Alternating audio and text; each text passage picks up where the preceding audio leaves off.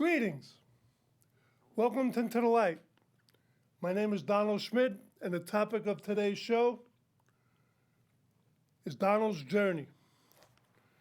It's been an interesting journey. Everybody would tell me in my life, enjoy the journey.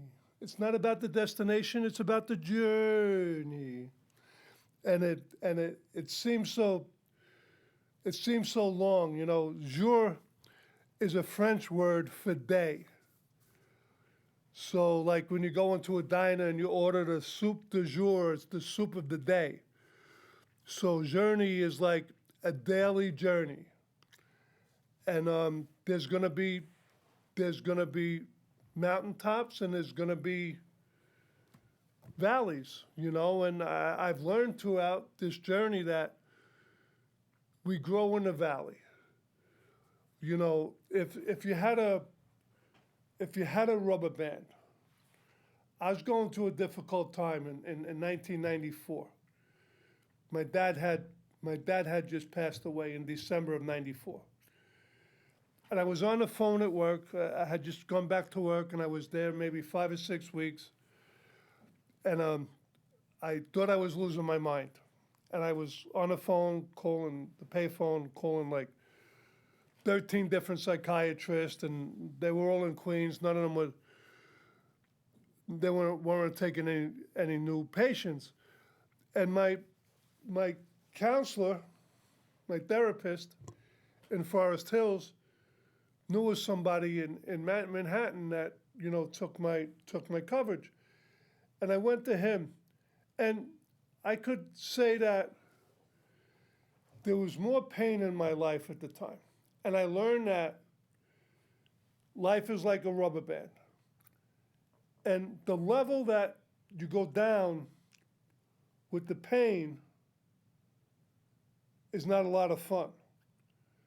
But what it does is it increases our capacity to live, to love, and to learn. And then when we're on a journey with God, the pain can be changed to joy. But unfortunately, a grieving period of a lost loved one varies for the individual. And for me, it took a super long time. It took like 18 months for me, you know, because I was saying stuff, and it took longer because I didn't let go of the pain. I got stuck in the pain. I got stuck in the bitterness. I got stuck in the anger. And I got stuck in the resentment. And I didn't let go. And there were a lot of difficulties in my family growing up. People who suffered from depression and mental illness and suicide attempts. And some actually succeeded at their suicide attempts. And I had a Christian counselor just recently, 2-3 years ago.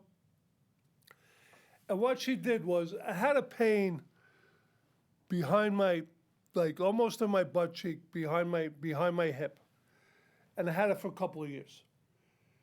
And I was at this counselor, and she made me forgive all my ancestors for everything that went wrong. You know, even if I didn't know them. It was a way of releasing. And I released them. And I released me too. And I said, I was crying when I said this. I said, I forgive you, all those hundreds and thousands of ancestors going back hundreds of years. And it wasn't my fault. And in that moment, I experienced a relief in a release. And I didn't actually know what happened until I was on the way to the gym. And I needed to get a lock in a dollar store. And I realized that the pain that I had for over 2 years, after experience the relief from mental anguish also freed me from the physical pain that was in my body. And that was like a blockbuster, and the pain hasn't come back since. Sometimes I get pain in my lower extremities because I don't always exercise enough, and I like to go bowling a couple of times a week, and like it'll hurt.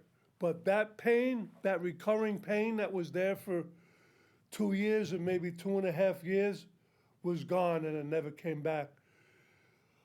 So it's important to watch what we say, because life and death is in the power of our tongue. And then as we speak, things come to pass. Like, people told me I would never amount to anything. And I believed them. It wasn't necessarily, like when you put a bit in a horse's mouth, you can control them with the bridle. And like our tongue is like the bit in the horse's mouth, we can bless our lives or we can curse our lives. And the enemy wants us to curse our life, and God wants us to have life more abundantly. In John 10:10 it says, the enemy comes to steal, kill, and destroy, but I, the Lord, have come to give you life, and to give you life more abundantly.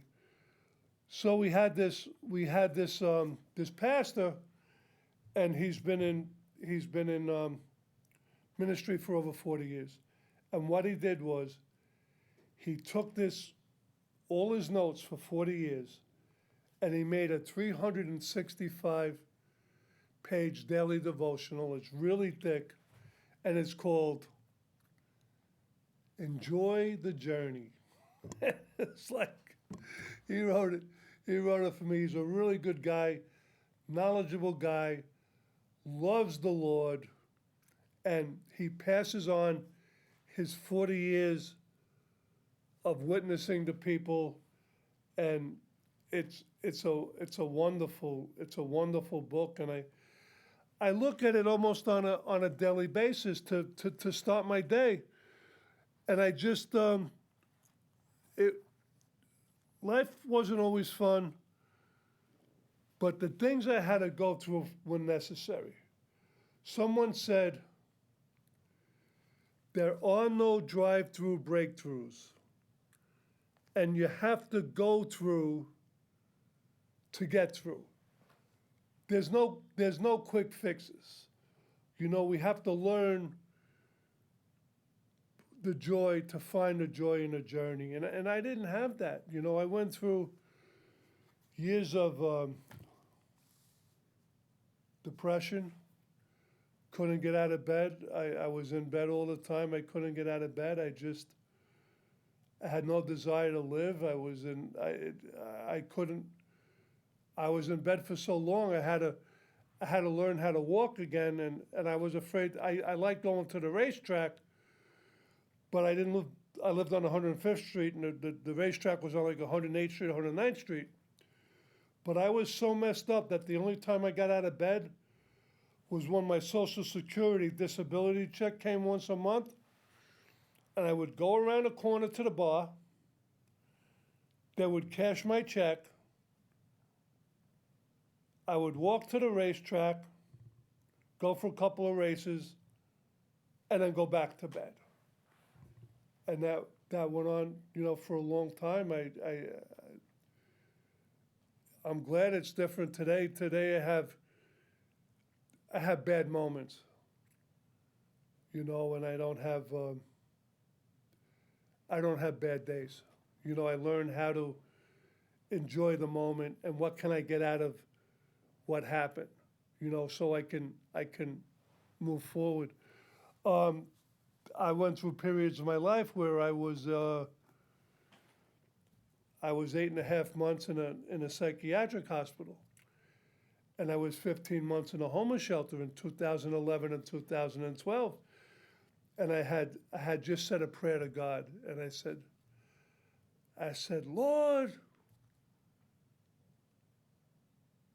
I'm ready. It was like 1:30 in the morning. I was writing something on my laptop. It says, Lord, I'm willing. I said, Lord, you're able. I lost my job. I lost my income. I lost my apartment, and I wound up in a shelter in Bushwick called Ready, Willing, and Able. And what was my prayer? Lord, I'm ready. Lord, I'm willing. Lord, you're able. And I was there for 18 months, and it was no joke. You know, I had a roof over my head. It was a working shelter. There was 426 brothers from another mother, you know, it was a working shelter, and I made like $216 a week. I think it was 30 hours, like $7.20 an hour. And I worked in a back office. It was like a post office setting. We learned how to do mailings and everything, and we learned how to do filing, and I got to teach the guys that would come behind me. And it was a good experience, and I still stay in touch with some of the guys that were there. And it was like a 6 to 9 month program, and I was there for 15 months, and they wanted me out. And there was this one guy that really, really wanted me out. They were going to have a meeting on me. So I sat down with these two people who liked me, and we had the meeting. And I got done with the meeting, and then the guy that wants to have the meeting that didn't know we had the meeting says, Donald, we're going to have the meeting. I said, dude, I didn't say dude. I said, we already had the meeting. And he wasn't happy. And what happened later down the road, like he wanted to get rid of me just for the sake of getting rid of me. And he wound up in a lot of trouble for embezzling, you know, and you would never know by looking at him. He looked like a clean-cut guy and everything, and he showed up for work every day. He broke my chops. He didn't want me there anymore, you know, and he wound up in a load of trouble. But I'm grateful for the things that I went through. Like I said, you gotta go through to get through, and there's no drive-through breakthroughs, and it's just life can be good. And I'm reading this book. It's called Hello Tomorrow. And there's this funny thing. It says, I just want to read this because it really hits home, you know. It says, if you're going to leave the shores of the familiar in order to navigate great oceans of success, Psalm 107, 23 and 24, it will take some degree of risk. If you're going to realize your dreams and do something great, pursue a degree, become a best-selling author, build a children's home in a third world country, start a church, open a crisis pregnancy center, or establish a foundation dedicated to educating underprivileged children, you must accept the fact that a degree of risk is involved. What if I fail, you might ask? What if you succeed, is my response. This is the difference between those who take risk and those who play it safe. Those who play it safe operate from sight, and those who take risks operate from vision. In a celebrated speech, The Strenuous Life, Theodore Roosevelt famously stated, far better is it to dare mighty things, to win glorious triumphs, even though checkered by failure, than to take rank with those poor spirits who neither enjoy much nor suffer much, because they live in the gray twilight that knows not victory nor defeat. Many people have an I want to in their spirit, but they allow fear to immobilize them until it dissolves into I can't or I'm afraid. Dare to change the I want to into I must and I can't into I can do it with the help of God. I will. This kind of attitude takes courage. It means you're going to have to move beyond the self-imposed limitations and excuses. Of by myself, of myself I can do nothing, but me and God are a majority, and I have this dream to help widows and orphans, and I'm just seeking the right people to come on board, and it's called Reach Out International Outreach, reaching the lost at any cost. And there's so many people who are dying from malnutrition and dehydration all around the world who don't know Jesus. And if we can keep them alive, and their needs are so little. Like right now, they're just going through a period where they need like these shoes because they live in Africa. They have like these clogs. They're like little plastic shoes. They need like clogs and underwear. Something that I take for granted. And I do my best to mention to people what's going on, but I would never beg anybody to give anything to anybody because I thought it was a good idea. I believe if God puts it on their heart to do it, that's another story. But I can just say, hey, I'm involved. I would like to say, I would like to ask for help, but that's not my pay raise, my pay hike. God knows what He's doing, and if He wants them to help, and I do the best I can with what I have. And I was here in the studio like 3 years ago. It was my birthday. It was June 7th, and I went to left here at my church before the pandemic, International Christian Center, 1501 Richmond Avenue, near Chili's and Applebee's. I left here. I put my stuff in the vestibule of the church, and I met this woman, and she had scrubs on. I started talking to her, and I didn't know, anything about her except that she was in the medical field.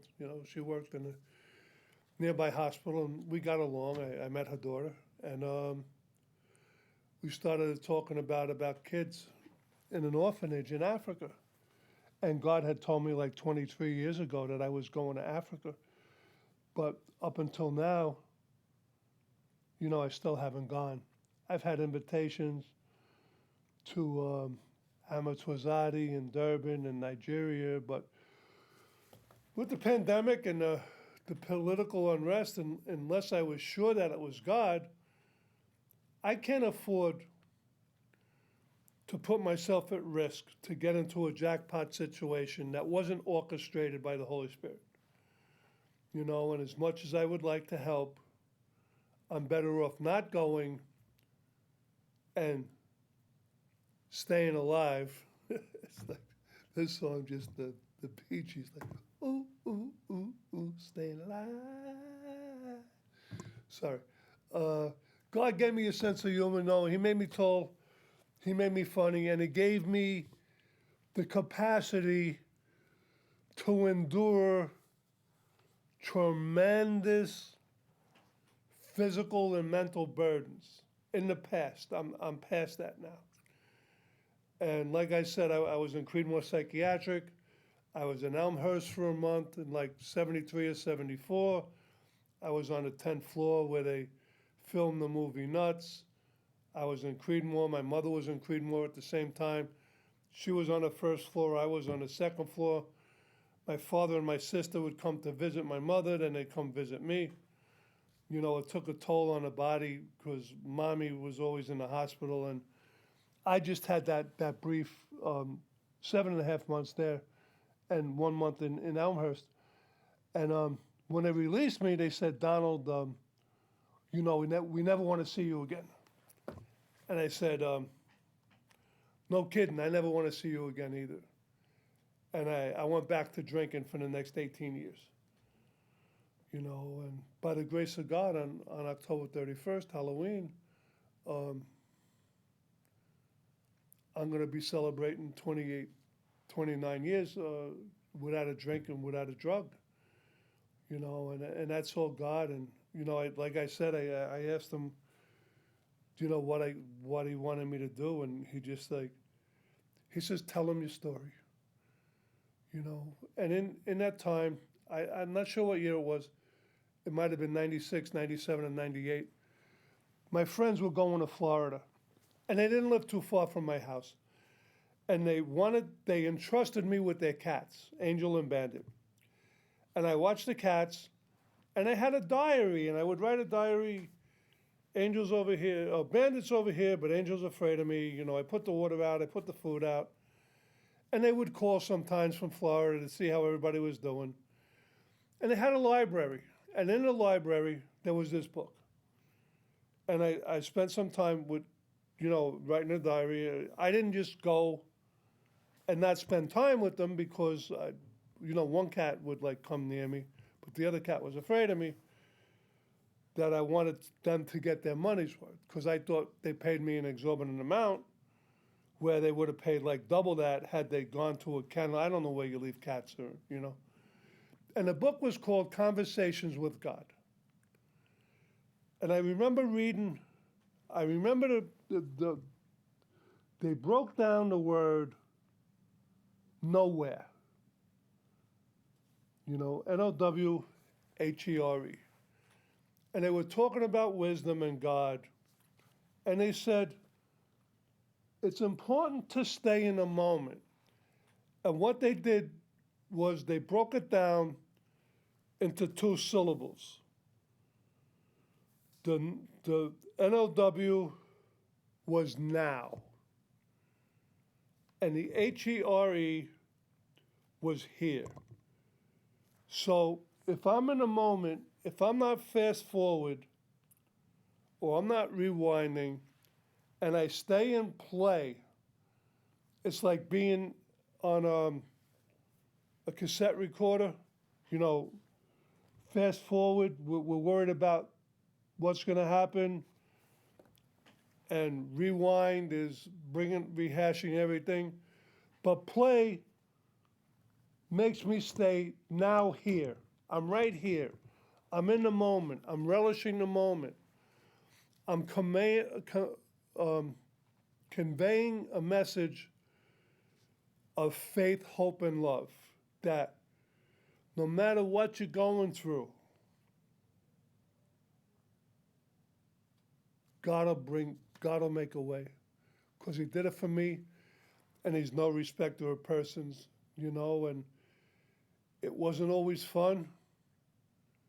But it was necessary, and I started out with that book, and now I have a bookcase full of books, and I lost everything. I had to give up everything when I went into that shelter. And one of the sisters from church was wonderful enough to take all my furniture and take all my books and my bookcase that I loved and everything, and I said, Sister, thank you. Why don't you have a yard sale, and whatever you get from the yard sale, just keep the money, because I wasn't ready to start over. She had plenty of room in her garage, but I just thought it was amazing that she would do that for me. She was a wonderful sister in the Lord, and I haven't seen her in many years, and I wonder how she's doing, and maybe one day I'll run into her in person, and I'll get to thank her in person. But that meant a lot to me, we don't realize how important some people are in our lives until they're not in our lives. And many of us lost people in 9/11. You know, when my mom passed away in 2000, I called a guy. He was a fireman. And he said, Donnie, come over. I'm making roast beef. I'm making roast beef dinner, and we'll spend some time together. And he was out on a leave of absence. And I was with him I was with him today on September 10th, and he was going to do a mutual for somebody, you know, and he wasn't supposed to be working that morning. But he decided he was going to go to work, and he went to work, and he never came home. And I had a friend who had a brother that lost somebody in 9/11. I couldn't go there for a year because of what was going on. And later I would wind up working in the area on Wall Street, on Pearl Street, on Broadway. But that first year was like really rough. So if you're going through something, give what you're going to God, and He'll make a way where there seems to be no way. He works in ways we cannot see. He'll make a way for you. He'll make a way for me. And I'm blessed and grateful, and I wanna help others. You know, it's not about me anymore, you know. And I'm going to read this because it's just here. It says, delight yourself also in the Lord, and he shall give you the desires of your heart.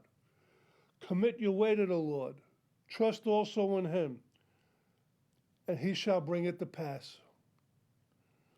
He shall bring forth your righteousness in the light, and your justice as the noonday. Rest in the Lord and wait patiently for him. Do not fret because of him who prospers in his way, because of the man who brings wicked schemes to pass. You were born with a natural proclivity to dream. No one had to teach you how to get lost in your thoughts, to daydream or pretend or make believe. Making yourself believe something you imagine is possible. It's how you're wired. It's in the divine DNA you inherited from your Heavenly Father. So He's got a plan and a purpose for everybody. If you haven't given your life to Jesus, you can just say, Jesus, come into my heart. I believe that it says in Romans 10:9 and 10, if you believe in your heart and confess with your mouth that Jesus is Lord, you'll be saved. Saved from what? A hopeless way of thinking and living. Like I said, if He did it for me, He'll do it for you, because He's no respecter of persons.